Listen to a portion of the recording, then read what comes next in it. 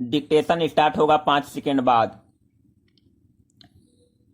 Start.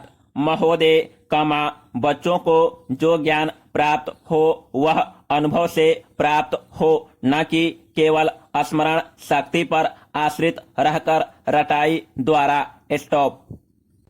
उन्होंने सोचा था, और उच्चतम शिक्षा शास्त्रियों का भी यही विचार है कि इस प्रकार से प्राप्त ज्ञान बच्चों में जागरूकता, कार्यकुशलता, स्वतंत्र भावना पैदा करता है, जो इस जीवन के संग्राम में बहुत सहायक हो सकता है।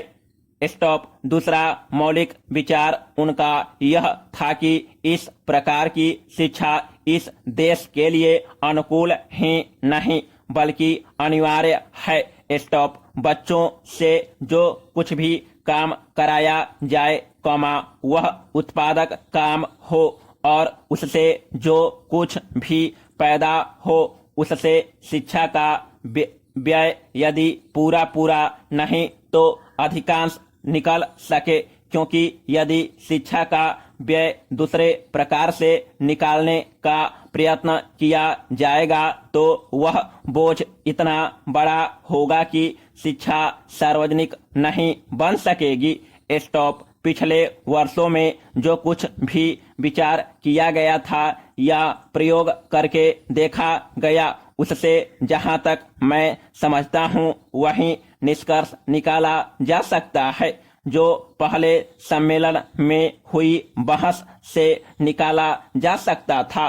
स्टॉप। हमारे शिक्षा शास्त्रियों ने इस पद्धति की अनुकूलता और श्रेष्ठता तो मान ली थी, पर उनकी दृष्टि में इसके द्वारा शिक्षा का व्यय निकालना असंभव ही नहीं, अनुचित भी था। स्टॉप। प्रयोग से देखा गया है कि इस पद्धति की उपयोगिता है और इससे पूरा नहीं तो अधिकांश व्यय निकाला जा सकता है। स्टॉप। यह मैं प्राथमिक और माध्यमिक शिक्षा के संबंध में कह रहा हूँ। पैरा। उच्च कोटि की शिक्षा के संबंध में अभी प्रयोग नहीं के बराबर हुआ है, इसलिए उसके संबंध में अभी कुछ भी कहना संभव नहीं है। स्टॉप। इतना होते हुए भी हम देखते हैं कि इस पद्धति को उतना प्रोत्साहन नहीं मिला और न इसका उतना प्रचार ही हुआ जितना होना चाहिए था और जितना स्वराज्य प्राप्ति के बाद हम कर सकते थे। स्टॉप। इसका कारण, जहां तक मैं समझता हूं, यही है कि इसकी उपयोगिता प्रमाणित होने पर भी पुरानी पद्धति पर जो आस्था थी, वह अभी दूर नहीं हुई है और इसी कारण शिक्षा के काम में जो व्यक्ति लगे हुए हैं उनका न तो इस ओर ध्यान गया है और न उन्होंने इस विषय पर गहराई से चिंतन ही किया है। पैरा। आज भी हम इतना ही कह सकते हैं कि इस पद्धति का, अभी केवल प्रयोग ही किया जा रहा है। स्टॉप। इसे राष्ट्रीय कार्यक्रम मानकर हमारी सरकार ने उसको चालू करने का निश्चय नहीं किया और क्रियात्मक रूप से कुछ करने की बात तो नहीं के बराबर ही है। उसका परिणाम यह हुआ है कि पुरानी पद्धति की संस्थाएं दिन प्रतिदिन बढ़ती जा रही है और शिक्षा पर सरकार जो कुछ भी व्यय कर सकती है या करना चाहती है उसका बहुत बड़ा अंश उस पद्धति को ही बनाए रखने में व्यय हो रहा है और इस पद्धति को बहुत कम प्रोत्साहन मिला है। स्टॉप। मेरा अपना विश्वास है कि शिक्षा में मौलिक परिवर्तन अवश्य किया जाएगा। समाप्त। महोदय, बहुत बड़ा अंश अनुभव और लोगों की कही सुनी बातों से, देखे हुए दृश्यों से और कुल तथा समाज की परंपरा से प्राप्त होता है। स्टॉप। सिनेमा इस सभी प्रकार के ज्ञान की प्राप्ति में सहायक हो सकता है, क्योंकि यह मनुष्य की दृश्य और श्रव्य अनुभूतियों के क्षेत्र को बहुत ही बढ़ा सकता है। स्टॉप। यह एक साधारण सी बात है जिसे सभी जानते हैं कि केवल सुनी सुनाई बात की अपेक्षा हम पर देखे हुए दृश्य का प्रभाव अधिक पड़ता है, और यदि सिनेमा द्वारा किसी चीज को देख लेते हैं, तो उसका उतना फल तो नहीं होता जितना स्वयं आंखों द्वारा देखने से मिलता है। स्टॉप। उससे तो कहीं अधिक अमिट छाप किसी के सामने किसी दृश्य के वर्णन करने से पड़ती है। स्टॉप।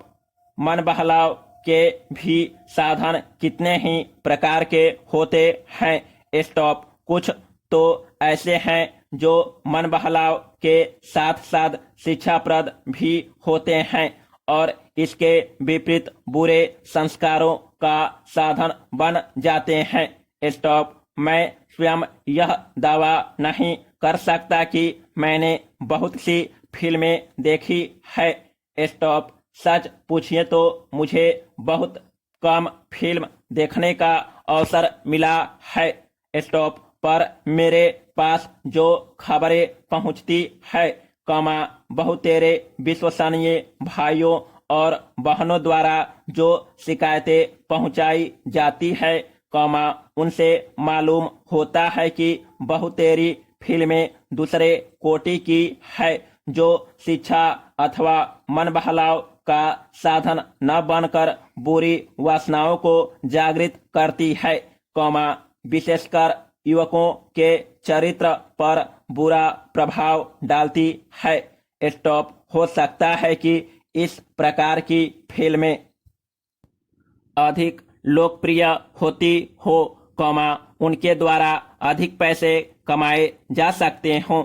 स्टॉप। कुछ लोग यह कह सकते हैं कि फिल्म निर्माताओं का काम ऐसी फिल्मों को बनाना है जो लोकप्रिय हो, क्योंकि वे एक प्रकार की मांग को पूरा करती हैं। पैरा। यह भी कहा जा सकता है कि फिल्मों का ध्येय मन बहलाव ही है। स्टॉप। उसको तो तभी सफल मानना चाहिए जब फिल्में उन लोगों का मन बहला सके जिन लोगों के लिए बनाई गई हो। स्टॉप। ये सब बातें बहस के रूप में कही जा सकती है, पर मैं चाहूंगा कि कोई भी सिनेमा हो अथवा फिल्म के बनाने वाले हों, वे यदि अपना कर्तव्य समाज सेवा समझते हैं और उन्हें ऐसा समझना भी चाहिए, तो उन सब के लिए ये सब बातें यदि आग्रह नहीं तो गौण अवश्य है और उनका मुख्य उद्देश्य तो सेवा ही होना चाहिए। पैरा। सेवा तभी तक सेवा रहती है जब तक वह सेव्य या का हित करे, न कि उसे गिराए। स्टॉप। इसलिए मैं चाहूंगा कि फिल्म बनाने वाले इस पर विचार करें कि उनका उद्देश्य क्या है। स्टॉप। उद्देश्य सेवा ही होना चाहिए और सेवा के साथ साथ यदि धनोपार्जन भी हो जाए तो निर्दोष है। स्टॉप। यदि धनोपार्जन ही उद्देश्य हो और सेवा न हो, तो वह अग्राह्य होना चाहिए। स्टॉप। यदि मनुष्य अपने स्वार्थवश कुछ ऐसा काम करता है जो उसके व्यक्तिगत लाभ के लिए तो ठीक हो, पर जिससे समाज को हानि पहुंचती हो, तो उसे रोकना पड़ता है। समाप्त।